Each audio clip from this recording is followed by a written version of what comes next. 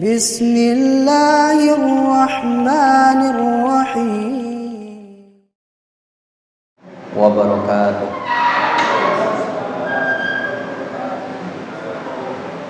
الحمد لله رب العالمين والصلاة والسلام على نبينا محمد وآله وصحبه أجمعين.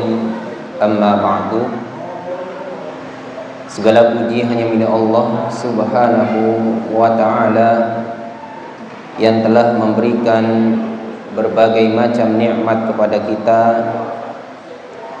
di antaranya nikmat iman, nikmat Islam, nikmat sehat, nikmat kesempatan, sehingganya hingga detik ini kita masih dimudahkan oleh Allah Subhanahu wa ta'ala untuk beribadah kepadanya dengan melaksanakan salat maghrib berjamaah, dilanjutkan dengan talabul ilmi yang merupakan kewajiban bagi setiap muslim, yang laki-laki maupun yang perempuan. Mudah-mudahan pertemuan kita, majelis kita malam hari ini diberkahi oleh Allah Subhanahu wa ta'ala, diridhoi oleh Allah Subhanahu wa ta'ala, bisa menjadi sarana penambah ilmu, wawasan, pemahaman, keimanan dan ketakwaan kita kepada Allah Subhanahu wa ta'ala. Mudah-mudahan kita senantiasa diberikan keikhlasan, keistiqomahan, kesabaran di dalam segala aktivitas ibadah kita. Semoga Allah berikan kemudahan dalam segala urusan kita. Allah ampuni segala dosa, kesalahan, khilaf kita, dosa kedua orang tua kita, guru-guru kita. Mudah-mudahan Allah lindungi kita dari segala macam musibah, bala maupun wabah, penyakit. Dan mudah-mudahan Allah wafatkan kita dalam keadaan husnul khatimah. Amin ya rabbal alamin. Ikhwatal iman rahimani wa rahimakumullah. Jamaah kajian Masjid Al-Jariyat Al-Thalath Surabaya yang semoga senantiasa dirahmati, diberkahi dan diberikan taufik oleh Allah Subhanahu wa ta'ala. Alhamdulillah, malam hari ini kita akan lanjutkan kajian kita dari kitab Taisirul Karimir Rahman fi Tafsiri Kalamil Mannan, bagian Juz Amma, yang disusun oleh Syekh Abdurrahman Ibn Nasir As-Sa'di rahimahullah. Semoga Allah merahmati beliau, semoga Allah melapangkan kubur beliau, semoga Allah Subhanahu wa ta'ala menjadikan kitab ini sebagai amal jariyah beliau yang pahalanya senantiasa terus mengalir kepada beliau. Amin ya rabbal alamin. Ikhwatal iman rahimani wa rahimakumullah. Pembahasan kita masih dalam pembahasan tafsir surah Al-Ghasyiyah. Tafsir dari surah Al-Ghasyiyah, yakni pada ayat afala yanzuruna ilal ibili kaifa khuliqat, yaitu pada ayat yang ke-17, dan sudah kita bahas berkenaan dengan tafsir ayat yang ke-17 ini, yang mana Allah Subhanahu wa ta'ala berfirman, tidakkah mereka memperhatikan kepada onta bagaimana onta tersebut diciptakan.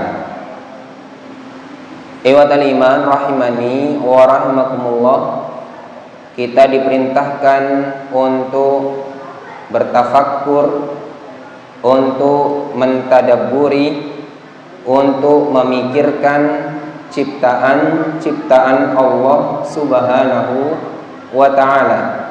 Salah satunya adalah hewan atau binatang unta. Karena pada hewan atau binatang unta ini ada kelebihan, ada keutamaan, ada keajaiban, ada hikmah yang dengan kita memperhatikan keajaiban yang ada padanya, menambah tauhid kita kepada Allah Subhanahu wa ta'ala, menambah bentuk pengagungan kita, ibadah kita, pujian kita, zikir kita, ketaatan kita kepada Allah Subhanahu wa ta'ala. Dan sudah kita bahas pada pertemuan sebelumnya. Selanjutnya yakni ayat yang ke-18, wa ilas samai kaifa rufi'at, dan kepada langit bagaimana dia ditinggikan, yaitu tidakkah mereka memperhatikan kepada langit atau terhadap langit, bagaimana langit itu ditinggikan. Dan tafsirnya sama dengan bunyi ayatnya, sehingga tidak ditampilkan di kitab tafsir tersebut. Baru selanjutnya pada ayat yang ke-19, wa ilal jibali kaifa nusibat, dan kepada gunung atau terhadap gunung bagaimana gunung tersebut ditinggikan atau ditegakkan. Barakallahu fikum, silakan dibaca tafsirnya, wa ilal jibali kaifa nusibat. Barakallahu fikum. Bismillahirrahmanirrahim. Wa ilal jibali kaifa nusibat bihayatin dahiratin hasala bi istiqrarul ard wa ziyadatuha 'ala al-ittirab wa awda'a Allahu fiha min al-manafi al-jalilah ma awda'a wa ila al-ardi kayfa subihat ay muddan wasi'an wa sahalat ghayat at-taswir liyastaqirra al-khalaiq 'ala dhahriha wa yatamakkanu min harsiha وغراسها والبنيان فيها وسلوك الطرق المواصلة إلى أنواع المقاصد فيها واعلم أن تستطيعها لا ينافي أنها قرة مستديرة قد أحاطت الأفلاك فيها من جميع جوانبها كما دل على ذلك النقل والعقل والحس والمشاهدة كما هو مذكور معروف عند أكثر الناس خصوصا في هذه الأزمنة التي وقف الناس على أكثر أرجائها بما أعطاهم الله من الأسباب المقربة للبعيد فإن التصحيح إنما ينافي تربية الجسم الصغير جدا الذي لو سقط لم يبق له استدارة التدبير وأما جسم الأرض الذي هو في غاية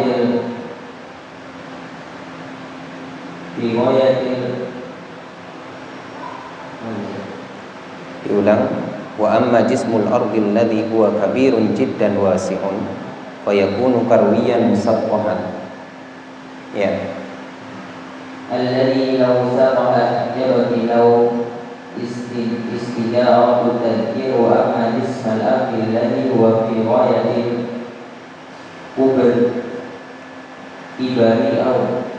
kibari wassa'ah wa yaqumu yarwiyan musaffahan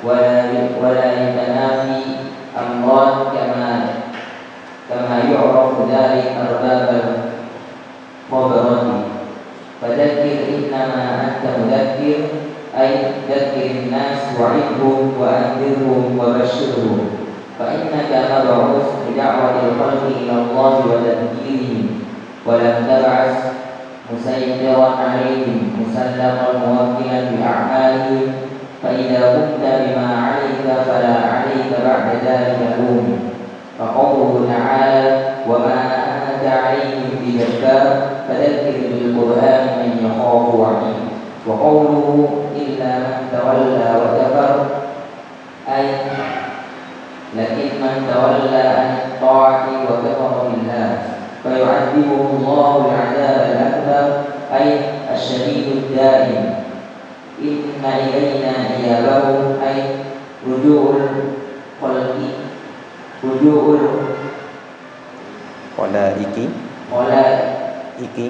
Qalaiki wa jam'ihim fi yaumil qiyamah thumma inna 'alaina hisabahum farhasibuhum 'ala ma 'amilu min khairin wa syarrin.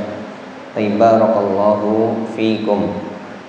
Nah, selanjutnya iwatal iman rahimani wa rahimakumullah, setelah kita memikirkan atau mentadabburi dua ciptaan Allah, yaitu unta kemudian langit, lalu setelah itu kita dianjurkan untuk memperhatikan wa ilal jibali kaifa nusibat, dan terhadap gunung-gunung bagaimana gunung itu ditegakkan bihaiatin bahiratin, dengan bentuknya yang menakjubkan.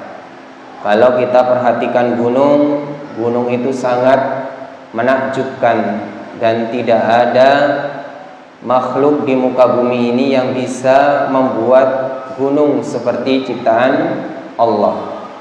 Ketika kita melihat gunung, kita sering bertakbir, memuji Allah, Masya Allah, Tabarakallah, Subhanallah, karena saking indahnya, saking bagusnya ciptaan Allah Subhanahu wa ta'ala.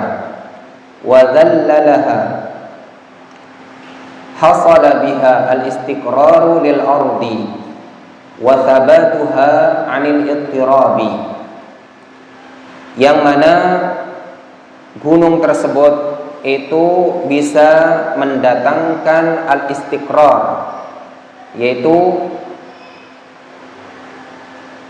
tidak bergeraknya bumi atau tetapnya bumi, wa thabatuha 'anil ittirab, dan kokohnya bumi itu dari goncangan.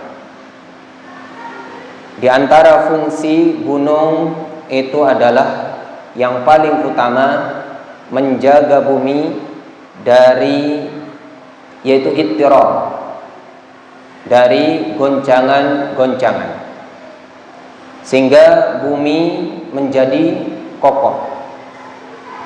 Gunung sebagai pasaknya.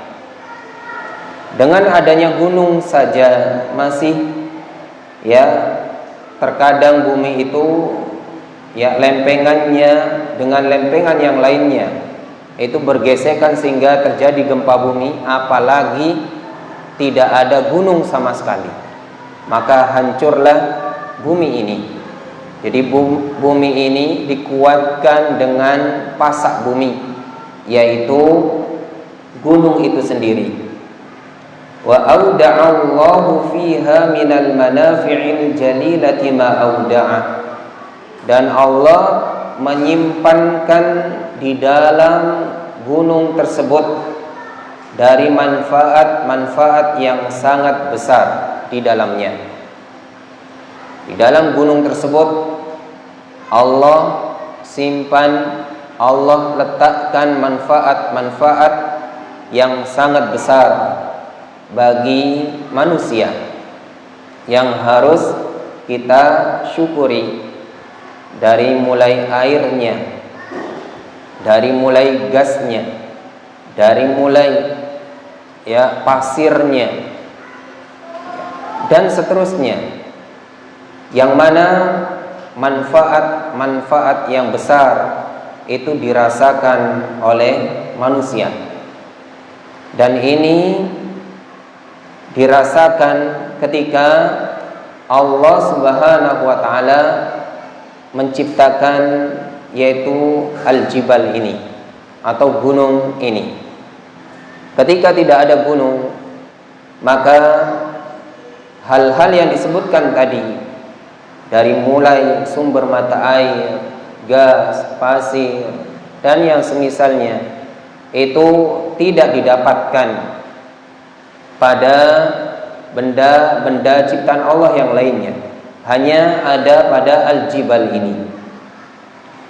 Selanjutnya, ikhwatal iman rahimani wa rahimakumullah, kita diperintahkan untuk mentafakuri, mentadabburi, yaitu terhadap ciptaan Allah yang bernama al-ard, wa ilal ardi kaifa sutihat, dan terhadap bumi, bagaimana bumi itu dihamparkan. Kita diperintah untuk memikirkan terhadap bumi yang kita tempati ini. Allah jadikan bumi ini dihamparkan, ay muddat maddan wasi'an, yaitu dihamparkan dengan hamparan yang sangat luas. Tayyib, barakallahu fikum. Padahal bumi itu bulat, tapi Allah jadikan dia itu muddat maddan wasi'an, dihamparkan dengan hamparan yang luas. Dihamparkan dengan hamparan yang luas. Wasahulat ghayatat tashil, sehingga dijadikan mudah kita menempatinya. Liyastaqirral ibadu ala dhahriha, supaya hamba-hamba Allah dan makhluk Allah secara umum itu bisa tinggal di atas permukaan bumi tersebut, ala dhahriha. Kita bisa tinggal di atas permukaan bumi ini karena Allah jadikan bumi itu sutihat, dibentangkan, dihamparkan.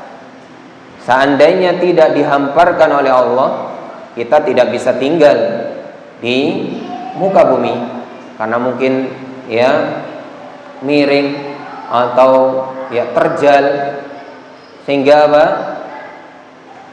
manusia tidak dengan mudah menempati bumi. Wa yatamakkanu min harfiha wa gharasiha, dan memungkinkan manusia itu untuk bercocok tanam di atas bumi tersebut. Allah jadikan bumi itu terhampar sehingga mudah manusia untuk menanam, untuk bercocok tanam dengan mudahnya. Tayyib, barakallahu fikum. Seandainya permukaan bumi ini miring semuanya, maka manusia akan kesulitan untuk gharas, yaitu untuk harf, untuk cocok tanam. Namun Allah jadikan bumi ini terhampar sehingga mudah untuk kita bercocok tanam. Ikhwatal iman rahimani wa rahimakumullah.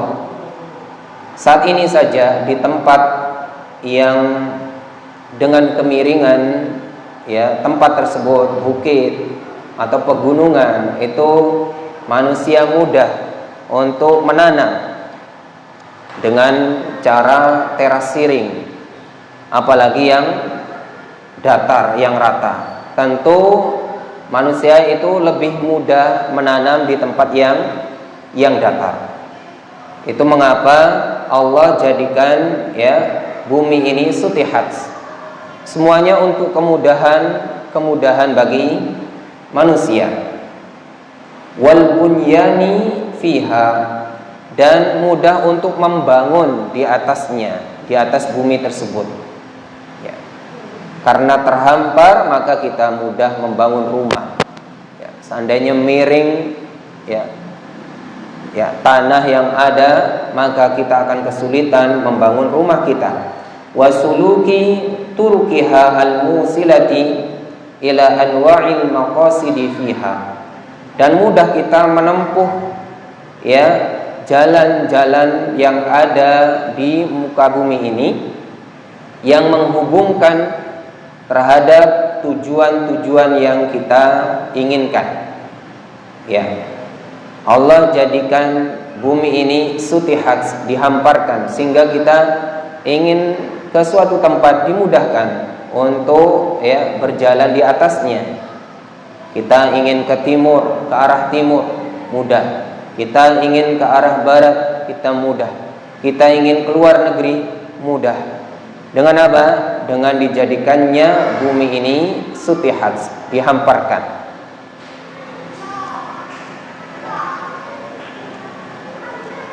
Selanjutnya, wa'lam anna tastihaha la yunafi annaha kuratun mustadiratun, dan ketahuilah penghamparan bumi ini atau dihamparkannya bumi ini tidak menafikan annaha kuratun mustadiratun, bahwasanya bumi itu adalah bulat seperti bola.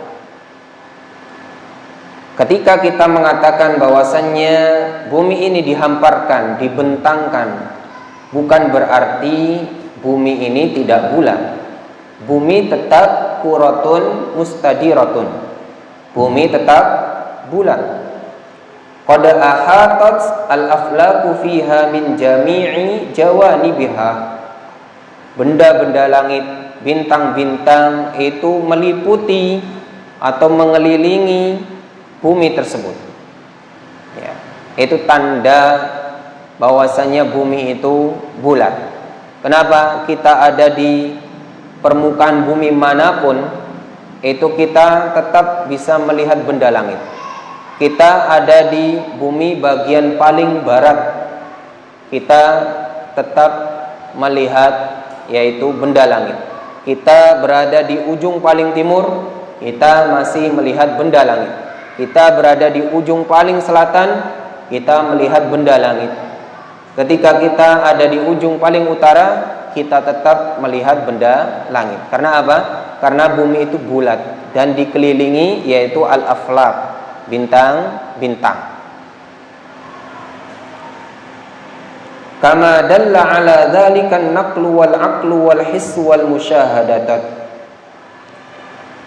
sebagaimana ditunjukkan yaitu oleh dalil nakal, dalil Al-Quran dan As-Sunnah, dalil akal, dalil al-his yaitu panca indera, wal musyahadah dan persaksian dari Al-Quran, dari As-Sunnah, semuanya menjelaskan tentang bulatnya bumi.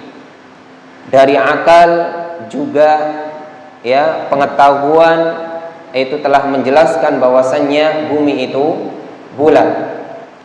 Dari al-his, panca indera kita juga menjelaskan atau memperjelas bahwasannya bumi itu bulat. Wal musyahadah, persaksian atau realita yang kita saksikan, apalagi sekarang kita bisa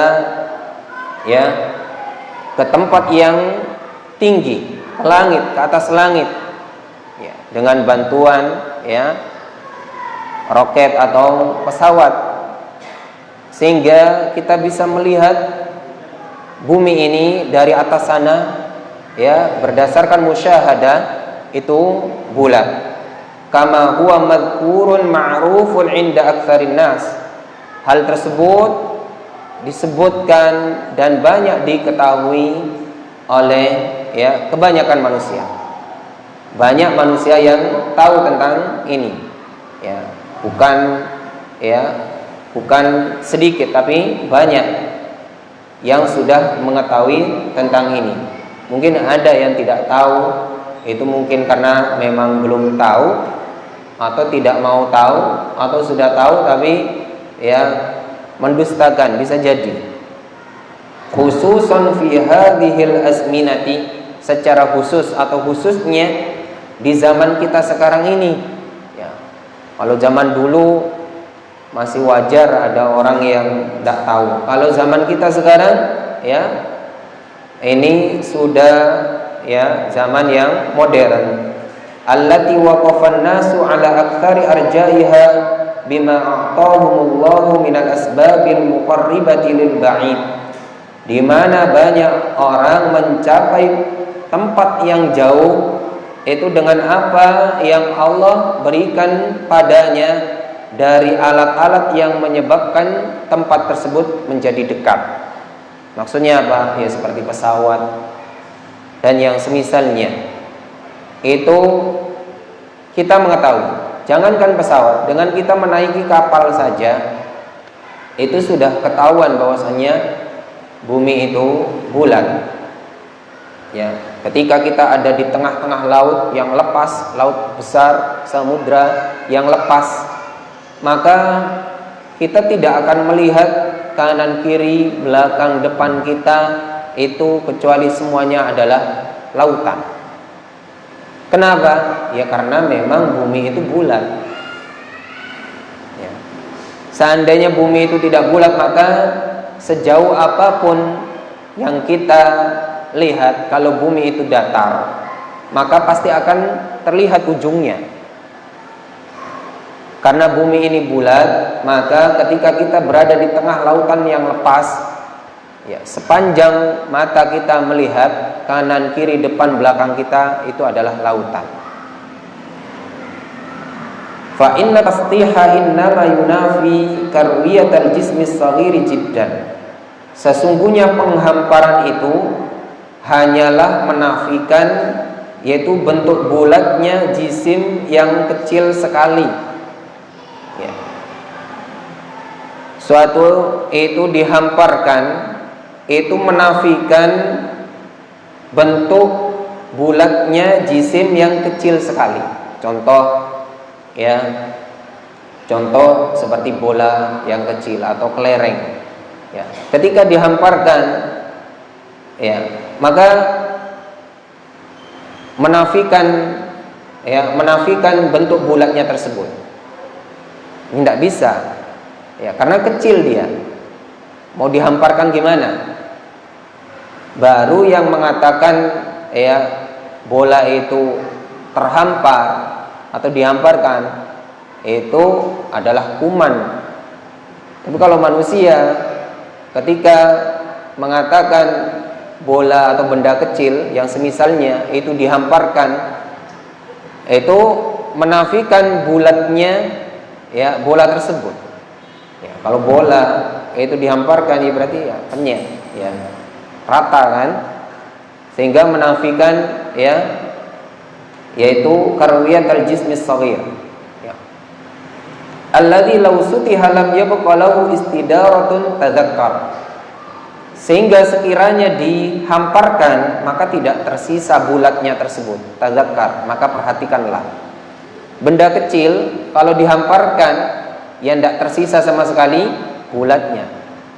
Kita ambil contoh tadi itu bola, ketika kita mau ratakan, mau dihamparkan, ya caranya gimana? Ya tidak bisa, ya dipenyet begitu ya, dihamparkan sehingga tidak tersisa sama sekali apa?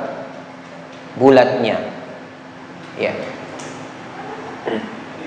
Wa amma jismul ardil ladzi huwa kabirun jiddan wasi'un. Adapun jisimnya bumi ini yang dia itu besar sekali, lagi luas, fayakunu karwiyan musaqqahan, maka jadilah bumi itu karwiyan bulat, lagi musaqqahan, lagi apa? Dibentangkan atau terhampar.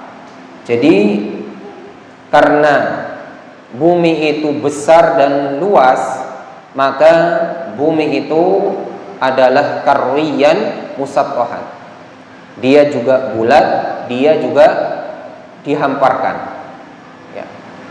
Jadi salah kalau ada orang bertanya bumi itu bulat atau datar. Ini salah pertanyaannya. Jangan tidak usah jawab. Ya. Jadi itu bukan pilihan, tapi dua-duanya benar. Baru kalau pertanyaannya begini, bumi itu bulat atau datar atau bulat dan datar. Nah, jangan pilih yang bulat dan datar. Karena bumi itu karwiyan musattahan. Bumi itu ya bulat, bumi itu ya terhampar. Ya, di bumi itu bulat. Ya. Buktinya apa? Ya, dengan dalil-dalil tadi itu, dengan ilmu pengetahuan kita akan mengetahui bumi itu bulat. Dan bumi itu terhampar. Kenapa? Karena saking luasnya, saking besarnya bumi ini. Dan kita saking kecilnya. Ya.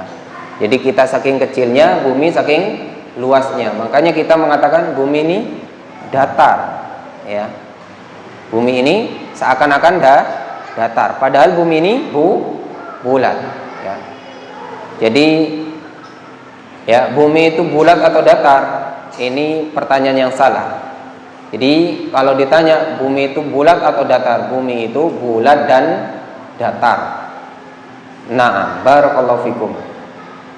Wala yatanafa al-amrani, dua hal ini tidak saling menafikan. Bulatnya bumi tidak menafikan datarnya bumi. Datarnya bumi tidak menafikan bulatnya bumi. Ya.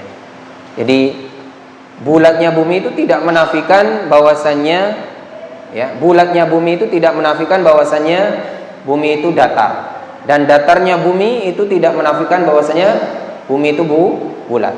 Dia tetap bulat tapi juga tetap datar. Dia datar juga tetap bulat. Nah, kama ya'rifu dzalika arbabul khibrah, sebagaimana diketahui oleh arbabul khibrah, oleh para cendekiawan, oleh ahli ilmu, ahlul hibrah. Ya, arbabul hibrah atau ahlul hibrah ini adalah orang-orang cendekiawan yang memang ahli di bidangnya. Nah, selanjutnya, iwatal iman rahimani wa rahimakumullah. Jadi 4 hal ini hendaknya kita perhatikan, ya. Jadi bagaimana onta diciptakan, bagaimana langit ditinggikan, bagaimana ya gunung ditegakkan, bagaimana ya bumi dihamparkan. Ini hendaknya kita perhatikan, ya. Kita perhatikan, kalau kita memikirkan, mentadaburi, insya Allah kita dapat pahala dan menambah pentauhidan kita kepada Allah Subhanahu wa taala. Selanjutnya yaitu topik baru, ya, di ayat selanjutnya, yakni ayat yang ke-21. Fadzakir innama anta mudzakir, maka berilah peringatan, ya, maka berilah peringatan olehmu. Innama anta mudzakir, sesungguhnya hanya engkau itu seorang pemberi peringatan saja. Berilah peringatan karena sesungguhnya kamu hanya pemberi peringatan.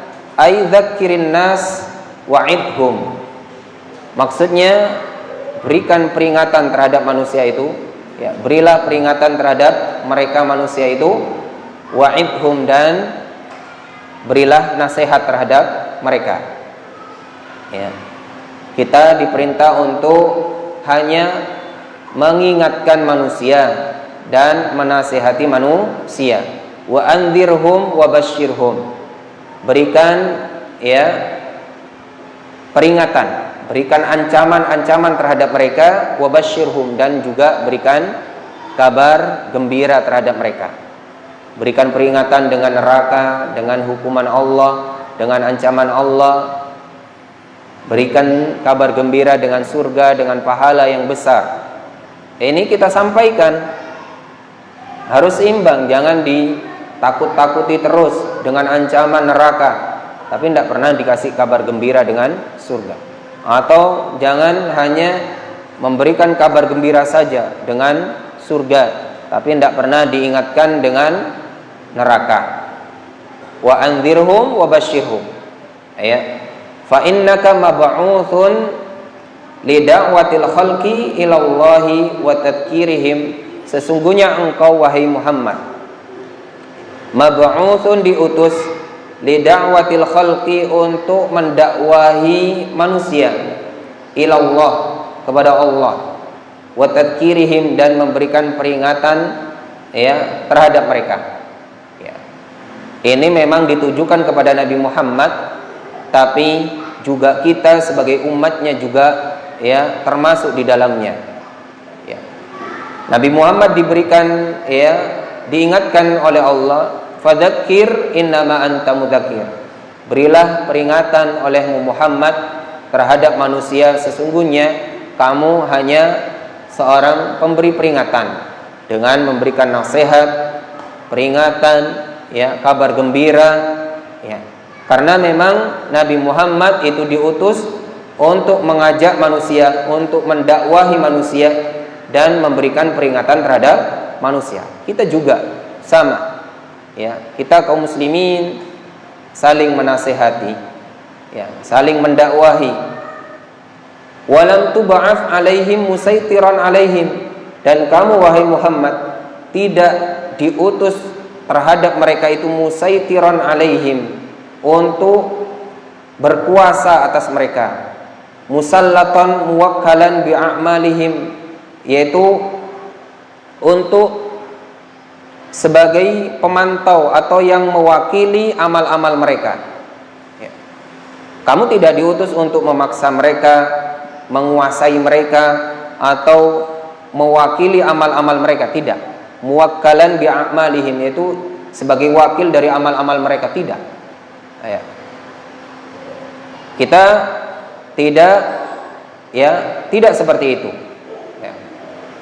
Kita sebagai umatnya Nabi Muhammad sama, juga tidak boleh, ya, untuk memaksakan, untuk, ya, menjadi berkuasa atas orang lain. Ya. Fa idza kunta bima 'alaika, jika kamu wahai Muhammad sudah menunaikan tugasmu atau kewajibanmu itu, yaitu berdakwah, fala 'alaika ba'da dzalika laumun, maka tidak ada celaan bagimu setelah itu. Setelah kamu berdakwah, menyampaikan, menasehati, itu tidak ada celaan bagimu, sudah selesai tugasmu. Ya, seperti itu juga kita. Kalau kita sudah menyampaikan, maka tidak ada, ya, tidak ada celaan bagi kita setelah itu. Yang salah kalau kita belum memberikan nasihat, belum memberikan peringatan, ya, belum mendakwahi, ya, itu kita tercela karena kita belum, ya, yaitu menyampaikan dakwah ini. Kaqaulihi ta'ala, sebagaimana firman Allah Ta'ala yang menunjukkan bahwasannya tugas kita itu hanya menyampaikan, bukan untuk menguasai, ya, atau memaksakan, ya. Firman Allah di dalam surah Qaf ayat 45, wa ma anta 'alaihim bijabbar, kamu bukanlah seorang pemaksa, kamu tugasnya bukan memaksa. Wa ma anta 'alaihim bijabbar, kamu bukanlah seorang pemaksa. Fadzakir bil Qur'an man yakhafu wa'id, maka berilah peringatan olehmu dengan Al-Quran, man yakhafu wa'id, terhadap orang yang takut terhadap ancamanku, yaitu ancaman Allah Subhanahu wa ta'ala. Jadi dari sini juga menunjukkan bahwasanya ada orang-orang itu yang takut terhadap ancaman Allah dan ada yang tidak takut dengan ancaman Allah. Maka mudah-mudahan dengan kita menyampaikan itu, ada yang takut dengan ancaman Allah Subhanahu wa ta'ala tersebut sehingga dia dapat hidayah. Adapun yang tidak takut dengan ancaman Allah, ya berarti ya dia belum mendapatkan hidayah. Wa qauluhu, dan firman Allah, illa man tawalla wa kafar, ya, kecuali orang yang berpaling lagi kafir.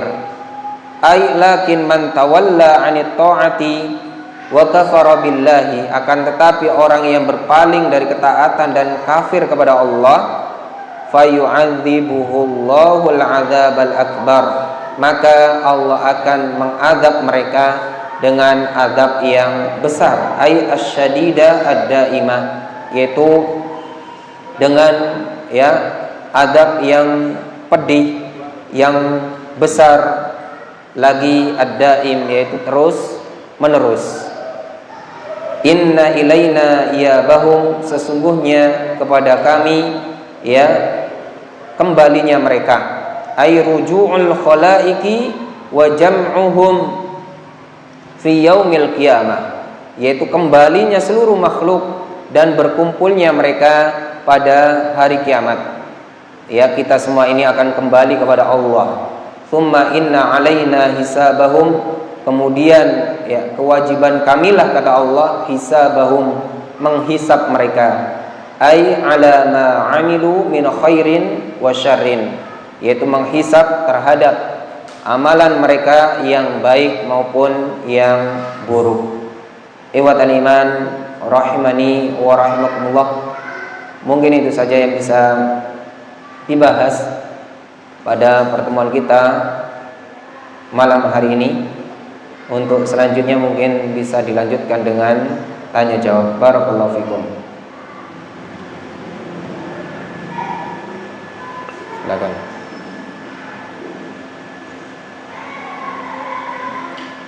Fadhal.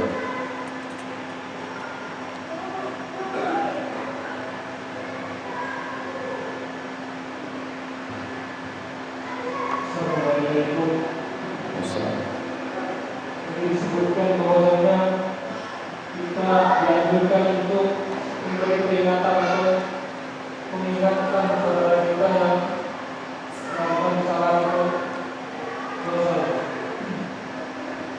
Beberapa hari ini ada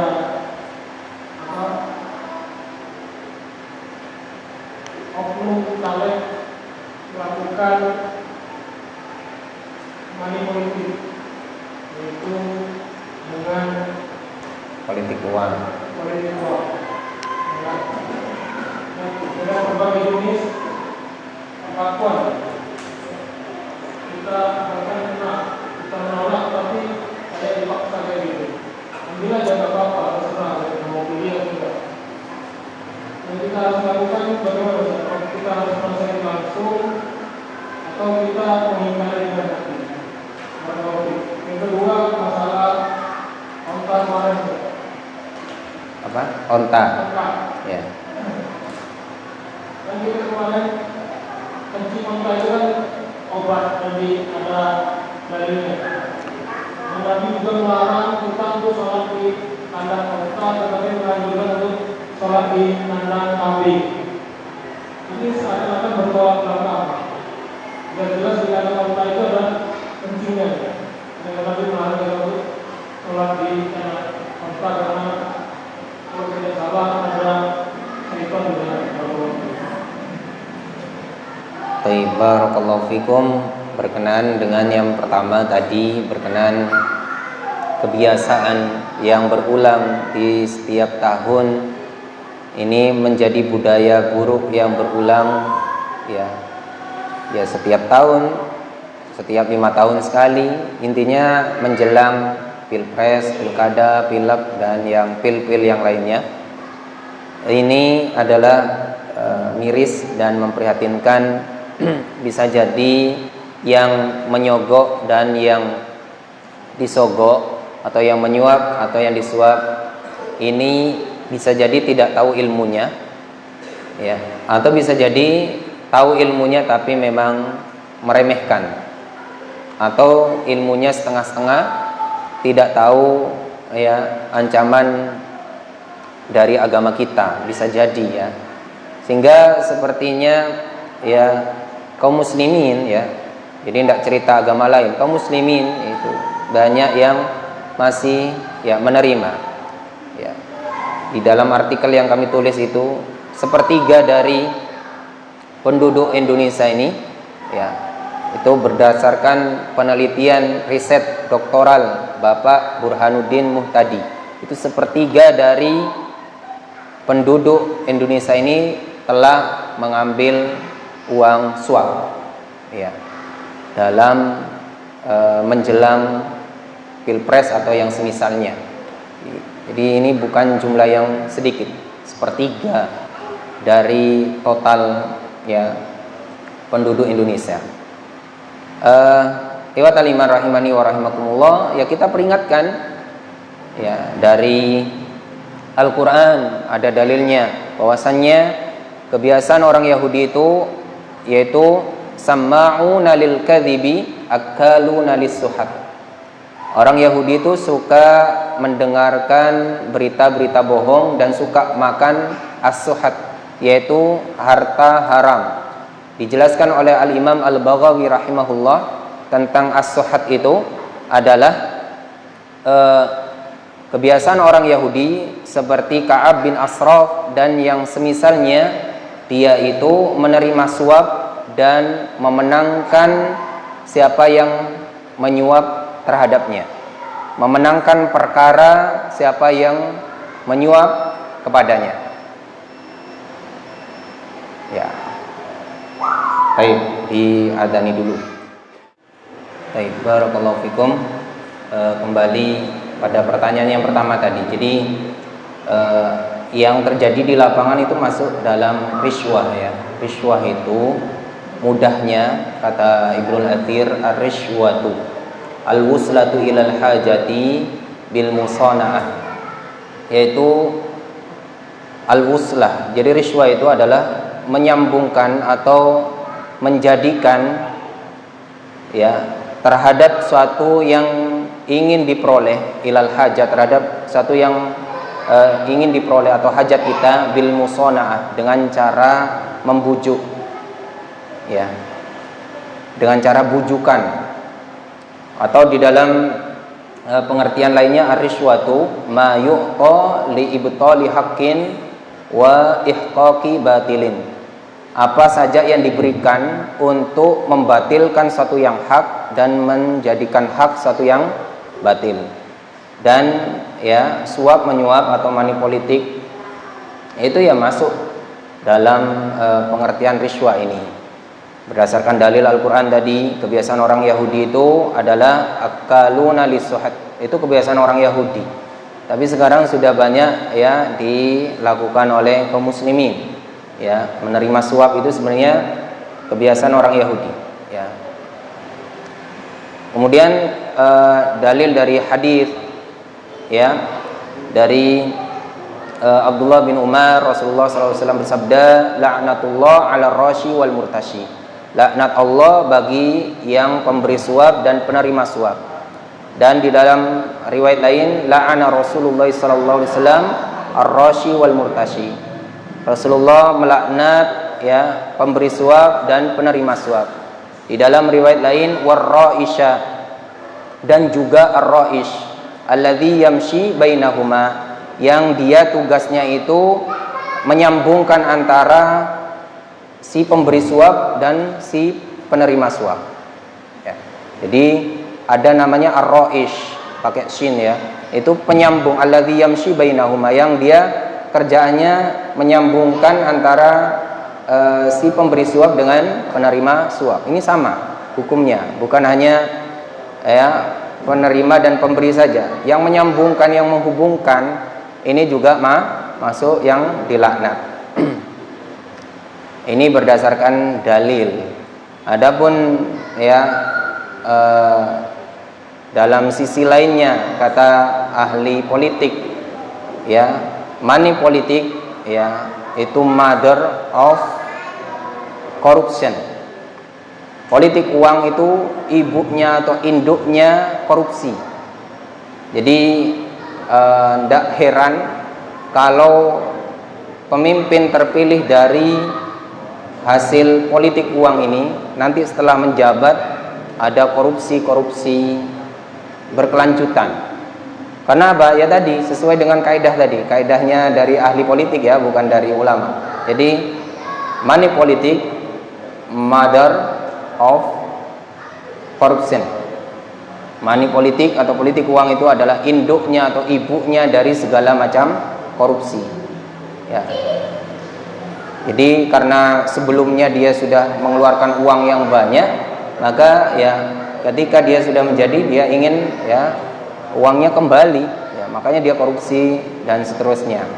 Dan dampak negatifnya setelah menjabat ya akan ya mementingkan kepentingannya pribadi, golongannya, tidak mementingkan masyarakat, ya, terus juga melegalkan kecurangan-kecurangan, ya, gratifikasi, korupsi dan yang semisalnya. Karena apa? Karena sebelum jadi pemimpin saja sudah dengan cara yang salah. Maka ketika menjadi pemimpin akan ya lebih mudah lagi dia dalam ya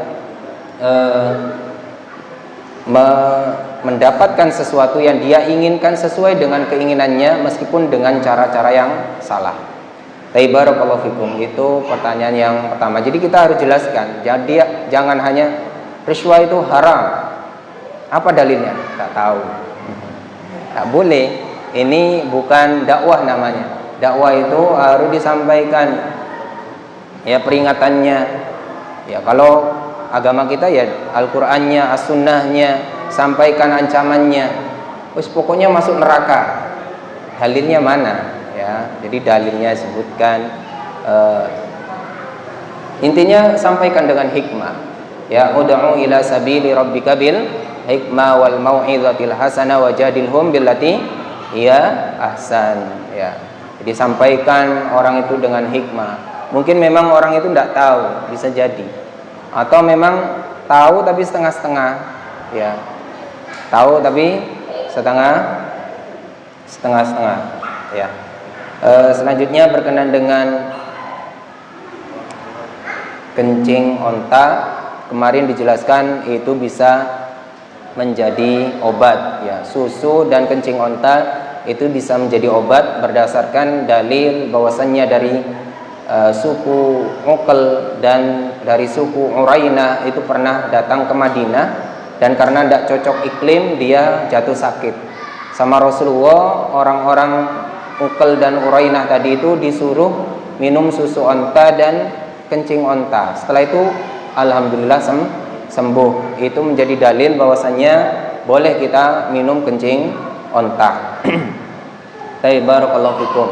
Lalu pertanyaannya, kenapa kencing onta itu kan boleh, tapi kok kita tidak boleh sholat di yaitu kandang onta, atau secara khusus itu di tempat menderumnya onta? Ya, itu yang dilarang itu di tempat menderumnya onta, karena ada setan di situ. Karena ada setan di situ, ada was-was setan di situ. Dan boleh ya sholat di kandang kambing. Di dalam satu riwayat boleh ya sholat di kandang kambing. Nah, barakallahu fikum. Kenapa kok di onta tidak boleh? Kenapa di kandang kambing kok boleh? Barakallahu fikum. Nah, barakallahu fikum, karena ya sudah dinaskan oleh Rasulullah sallallahu alaihi wasallam. Itu jawaban yang paling pas. Ya, jadi kita ketika ada nas, ada dalil yang melarang kita untuk sholat, maka kita tinggalkan. Ketika Rasulullah membolehkan, maka kita lakukan, itu saja ya, tanpa kita umpamanya mempermasalahkan. Jadi kita sami'na wa ta'na dulu ya. Adapun hikmahnya ya, hikmah itu tidak harus semuanya itu ada hikmahnya. Ya, hikmah yang disampaikan oleh Rasulullah, di tempat menderumnya onta itu ada setan. Ya, ada setan. Ada was-was setan. Jadi kita sholat itu bisa jadi was-was. Ya. Namun juga bukan berarti kita boleh ya sholat di kandang kambing lalu kita rutin dan merutinkan diri sholat di kandang kambing, ya, karena bukan anjuran di dalam hadisnya itu boleh apa enggak. Itu ada sahabat nanya boleh apa enggak, dan juga kita enggak tahu kandang kambing saat itu seperti apa, ya, karena yang bertanya itu kan juga sesuai dengan keadaannya. Intinya boleh ya secara umum, tapi juga ya jangan ya kalau ndak dalam keadaan yang darurat ya ndak usah sholat di kandang kambing, ya di masjid berjamaah ya, atau di luar kandang kambing. Kandang kambingnya ya kalau ada banyak kotoran itu ya sholat seperti apa jenengan, ya memang boleh ya, tapi kan juga perhatikan kebersihannya. Kita boleh berdasarkan dalil karena kita taslim dengan dalil, ya memang Rasulullah membolehkan, tapi juga perlu diperhatikan karena memang ada yang tahu kandang kambingnya di Arab sana seperti apa, luas kan. Rata-rata kandang kambing sana itu bukan kayak kandang kambing di Indonesia ini yang cuma satu petak gitu ya, di situ terus kalau pagi dilepas gitu ya. Kalau di sana itu ya luas, kandang onta, kandang kambing itu luas, ya. Tetap cari tempat yang bersih meskipun boleh ya. Baik, barakallahu fikum. Mungkin itu saja. Ada lagi? Cukup? Mudah-mudahan bermanfaat. Kurang lebihnya kami mohon maaf yang sebesar-besarnya. Dan kita tutup dengan kafaratul majlis. Subhanakallahumma wa bihamdika asyhadu an la ilaha illa anta astaghfiruka wa atubu ilaik. Wassalamualaikum warahmatullahi wabarakatuh.